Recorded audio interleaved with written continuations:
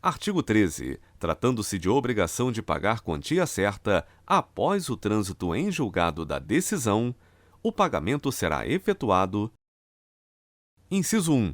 No prazo máximo de 60 dias, contado da entrega da requisição do juiz à autoridade citada para a causa, independentemente de precatório, na hipótese do parágrafo 3º do artigo 100 da Constituição Federal.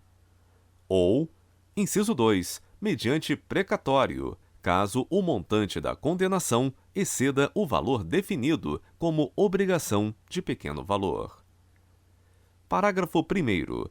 Desatendida a requisição judicial, o juiz imediatamente determinará o sequestro do numerário suficiente ao cumprimento da decisão, dispensada a audiência da Fazenda Pública. Parágrafo 2º. As obrigações definidas como de pequeno valor a serem pagas independentemente de precatório terão como limite o que for estabelecido na lei do respectivo ente da federação. Parágrafo 3º. Até que se dê a publicação das leis de que trata o parágrafo 2º, os valores serão: inciso 1. 40 salários mínimos, quanto aos estados e ao Distrito Federal. Inciso 2. 30 salários mínimos, quanto aos municípios.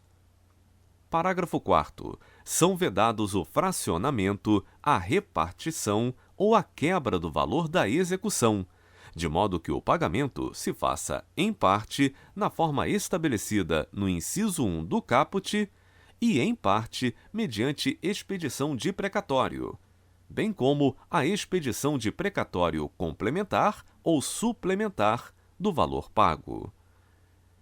Parágrafo 5º.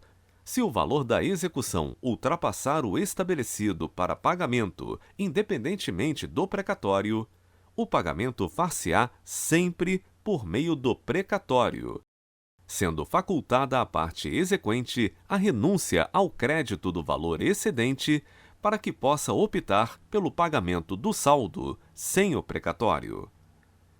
Parágrafo 6º. O saque do valor depositado poderá ser feito pela parte autora pessoalmente, em qualquer agência do banco depositário, independentemente de alvará.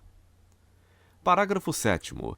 O saque por meio de procurador somente poderá ser feito na agência destinatária do depósito mediante procuração específica com firma reconhecida, da qual constem o valor originalmente depositado e sua procedência. Artigo 14. Os juizados especiais da Fazenda Pública serão instalados pelos Tribunais de Justiça dos Estados e do Distrito Federal. Parágrafo único. Poderão ser instalados juizados especiais adjuntos, cabendo ao tribunal designar a vara onde funcionará. Artigo 15. Serão designados, na forma da legislação dos Estados e do Distrito Federal, conciliadores e juízes leigos dos juizados especiais da Fazenda Pública, observadas as atribuições previstas nos artigos 22, 37 e 40 da Lei nº 9.099, de 26 de setembro de 1995. Parágrafo 1º. Os conciliadores e juízes leigos são auxiliares da Justiça, recrutados os primeiros, preferentemente entre os bacharéis em Direito, e os segundos entre advogados com mais de 2 anos de experiência. Parágrafo 2º. Os juízes leigos ficarão impedidos de exercer a advocacia perante todos os juizados especiais da Fazenda Pública instalados em território nacional, enquanto no desempenho de suas funções.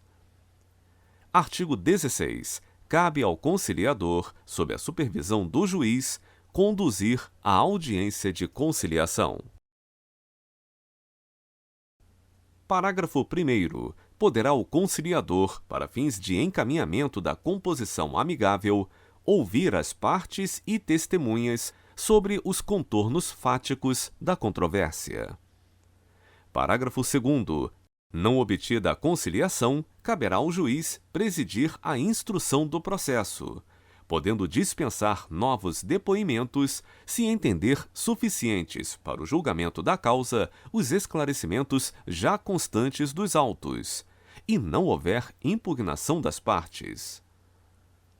Artigo 17. As turmas recursais do sistema dos juizados especiais são compostas por juízes em exercício no primeiro grau de jurisdição, na forma da legislação dos Estados e do Distrito Federal, com mandato de 2 anos, e integradas, preferencialmente, por juízes do sistema dos juizados especiais. Parágrafo 1º. A designação dos juízes das turmas recursais obedecerá aos critérios de antiguidade e merecimento. Parágrafo 2º. Não será permitida a recondução, salvo quando não houver outro juiz na sede da turma recursal. Artigo 18. Caberá pedido de uniformização de interpretação de lei quando houver divergência entre decisões proferidas por turmas recursais sobre questões de direito material. Parágrafo 1º. O pedido fundado em divergência entre turmas do mesmo Estado será julgado em reunião conjunta das turmas em conflito sob a presidência de desembargador indicado pelo Tribunal de Justiça. Parágrafo 2º. No caso do parágrafo 1º, a reunião de juízes domiciliados em cidades diversas poderá ser feita por meio eletrônico. Parágrafo 3º. Quando as turmas de diferentes estados derem à lei federal interpretações divergentes, ou quando a decisão proferida estiver em contrariedade com súmula do Superior Tribunal de Justiça, o pedido será por este julgado.